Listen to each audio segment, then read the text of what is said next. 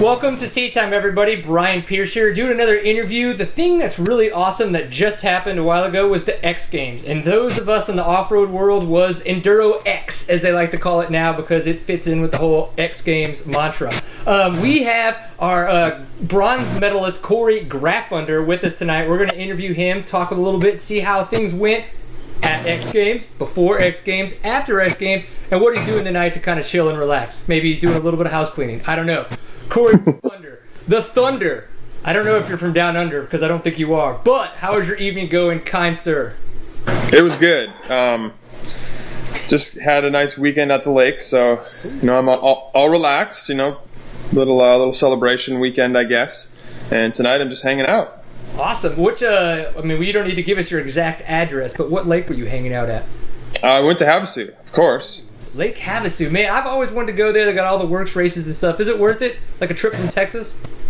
Oh, I would definitely recommend it. It was one of the coolest lakes I've ever been to in my life. Awesome. Well, I'm going to have to see if I can get my water shoes on and go hang out, maybe check out some chicks in bikinis, have a few beers. I don't know. Maybe have a good time. It's going to happen. Okay. Yeah, it's definitely fun. Awesome. Well, then I'm going to check it out. So, X Games happened this past weekend, but I saw that you were called the Thunder, or like Cory Graffunder Thunder, or Cory the Thunder Graffunder. Where did that come from? Is that a Canadian thing? Yeah, it was a nickname I just picked up, kind of Graffunder Thunder, kind of rhymes, I guess. And I got it way back when I first turned pro, and it just stuck, I guess. I like it. I think it should be a butt patch. I think it needs to be more than just a nickname. You could definitely be a butt patch. I've never had one, but if I did, that would definitely be it. Awesome, cool. Well, that's what we're going to look forward to. All right, so the start ramp at Endurocross, 2 years in a row, it has reminded me of the start of the Hell track in Rad. Did you have any thoughts of that while you were up there, or how intimidating is it? Let us know. I think more than anything was just the plywood start. That's a lot different than anything we ever start on. Usually Endurocross is a dirt start. So that was probably the biggest thing. The downhill slope thing was a little bit different, I guess, and it was definitely a big G out when you hit the bottom, but it wasn't really that big of a deal. It seemed like this year they kind of changed it up, because last year they had everybody going right, kind of taking that hard right to the hard right, and then a hard left over that big huge log. But this year they just kind of had you guys going straight at it. Was that awesome this year, or was it kind of, you said the G, yeah, so it was kind of crazy? Yeah, it was definitely way better. Everyone wasn't piling on top of each other. One thing that's a little bit different is usually, halfway down the start straight or whatever, everyone kind of finds their place. If you're out front, maybe a little bit back, and you can check up a little bit. But when you're coming down that plywood downhill, you can't slow down. So brakes do not work. Yeah, everyone was kind of piling into each other a little bit, I guess, but we did go straight for an extra, 30 feet, which gave everyone a little bit more time to kind of sort out and find their place, and it worked a lot better. Awesome. Okay, so X Games seems like it's quite the experience for anybody that takes place and that is involved in it. How was your experience, and were there any crazy parties? Were there any just extracurricular activities that were just off the chain? How was it? How was your experience? It was awesome. Last year, getting hurt right before, I was pretty bummed about the whole event, and I went and watched the Endurocross, but didn't stay around for anything else. But this year, I was all about it. I rode on Tuesday, I think was my last day before, and took the rest of the week off. So I went down there and watched Thursday and Friday and even Saturday, and it was a blast. Having the athlete credential gets you in anywhere you want to go. So I could, I didn't, but I could have walked down onto the, skateboard ramps or, wherever, which is pretty cool. They had the athlete lounge where you could go in and, fully catered, anything you wanted, you could get. Yeah, anything you wanted, they had it there. So that was really cool. A lot of the other athletes are there, so you kind of just hang out and, meet a lot of the people from other disciplines, and just a really, really cool atmosphere. It seems like it'd be something that just it's off the charts. Like maybe if you're you do that all the time, but being an off-road racer, kind of Endurocross is kind of neat. But when you're at the X Games, it seems like it's just got to be totally like, oh my gosh, just a whole new level of awesome. It definitely was. Knowing that it was going to be televised in front of millions of people is yeah. Your nerves get going a little bit, I guess, but I guess I compare it to like my first Endurocross I ever raced. I was definitely nervous for that, racing in a stadium in front of people. Now I'm used to that. This was kind of like that all over again, just the next level. That's so neat. It's really cool to talk to somebody that kind of like I've raced at the Guthrie Arena, and that was the same way for me the first time I ever did that Endurocross. It was like, what am I doing in front of all these people with these lights? Even though it's just in the amateur class, it's like I'm not supposed to be in the, and it was just very, very odd. But so coming off the night, you qualified actually out of the LCQ. So was that? I mean, I don't think anybody ever goes, cool, I'm going to make it to the LCQ and then make it to the main. How did you kind of think going into the main? Oh my gosh, I qualified out of the LCQ. How do I need to attack this? What are your thoughts going into that main? Well, you factor a lot of things in. The way I feel when I'm riding, how the course suits me. If I feel fast on the course, if I'm having problems with any of the sections, and then definitely how your hot lap goes are all things that you factor into your prediction for how you're going to do that night. Right. And I was definitely feeling good. The one problem was they didn't put water on the course for our practice, so the course was going to change, and it definitely changed a lot. So I knew that was coming, and I knew that was going to play into my favor. So, I drew a bad heat. I ended up with Mike Brown and Taddy, so the two of the definitely top guys. I was close. I was right on Brown for a couple laps, but just didn't have enough to get by him, which is unfortunate, but it's the way she goes sometimes. They also did the qualifying order, or I guess the means and how they do it a little bit different. They eliminated the semis and combined everyone into 2 LCQs, and then they took 2 from each one. So if you're not top 2 in a heat race, you go directly to the LCQ, kind of like how a Supercross would be. And it was I guess a little more cutthroat, not quite as many chances to get in. So I wasn't too bummed about it. I won my LCQ pretty demandingly, and I felt good at that point. Maybe a little extra track time actually helped me out a bit. So going into the LCQ, I didn't really have that great of a gate pick, which was the only bad thing, but I was definitely really confident. Yeah, and it definitely showed. I think it's interesting that you say, we were talking about how the fact that this was probably televised to millions of people, close to it anyway, and it's a little bit more cutthroat. I think that kind of almost makes sense because they're really looking to get those top guys in the main right off the bat, and maybe with TV time too, they probably have to cut out all that other stuff. Regardless, I think that's the biggest thing is the TV time. And and it's extra tough too because we have a lot of guys that aren't series regulars that show up and try and get in. There's a bunch of guys from Europe and local guys that are big names in other disciplines that are there trying to qualify as well. You get invited to the X Games, you show up, right? Definitely. So you podiumed. You got bronze medal at the X Games. Do you happen to have it on you? Is it near? It's right on the mantle, of course. On the mantle? Awesome. Well, if whoever's walking around in the background, you just need to have them dangle it in front of the camera just so we can see it, that you didn't actually give it away. Some hot chick, afterwards. You're like, oh no. But, so how did it feel being on the podium at X Games? I mean, take us through that. It was amazing. I definitely never felt anything like that before. I don't know. I really didn't have any words to explain it at the time when I was there, but I just kept smiling, and everyone just kept taking pictures. So it was awesome. I'm going to Disneyland. Exactly. I won the Super Bowl. Well, that's awesome, dude. Well, congratulations on that. I obviously have way more questions, but it's a big deal, man. The X Games, you get bronze. I mean, that's a big, big deal. I've been doing this for a long time, so congratulations on that. Thank you. Job well done. You have it in your hand? You do, don't you? It's right here.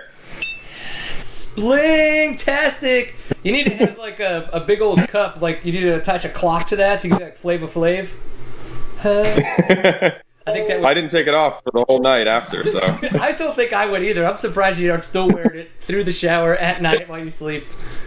It was funny because we went out and had dinner after the race, and it was on the opposite side of the whole venue from where we had parked. So after dinner, we were walking back to the car to drive home, and we had to go through, where the credential area was. Yeah. And I didn't obviously bring my credentials with me, and the guy, was like, "Hey, credential," and I just pulled the bronze out and was like, "Does this work?" And he's like, "Go ahead." Yeah, he's like, "Can I have your autograph as well? Sorry for being a jerk." Yeah, exactly. All right. Well, you, before X Games and all this awesomeness, and now that you're going to be a famous rock star and all this cool stuff, you as well have done a lot of extreme enduros in kind of the North America area. You've done Extinction, and then I think as well you've done some of the big sky cross country. If not, it seemed like you were tagged in some pictures and we were going to be going there. I haven't done that one yet, but okay. I'm going to be going there this year. So okay, that's what it is. I knew I was talking to somebody that was going to tell me that you were doing it. Brian Elliott's a good friend of mine up north. So that kind of riding, doing the Extinction stuff like that, is that anything that would have prepared you for this, or are these just two completely different animals when you prepare for all those different events? They're definitely different. I think being an extreme rider probably helps you when you get started into Endurocross, but Endurocross has evolved into its own thing now, and there's really no discipline that you can come from that's going to prepare you for it. It's something that you have to, immerse yourself in and train very specifically for to become good at. Sitting on the couch drinking a beer is unfortunately not the way to do it, because if it was, I'd probably be a professional.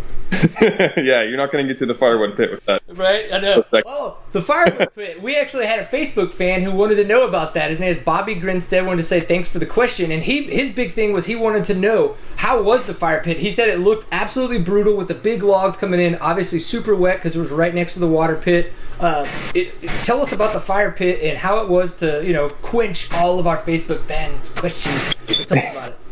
It was, it seemed like it was going to be easy. And like I said, in practice, when it was dry, no problem. You could get up on it. There was a big log right before it, and you could kind of get some momentum off of that and just fly right through. But when it got wet, you couldn't get that drive coming into it. You kind of went straight up over the log and then straight down into the wood with no forward momentum.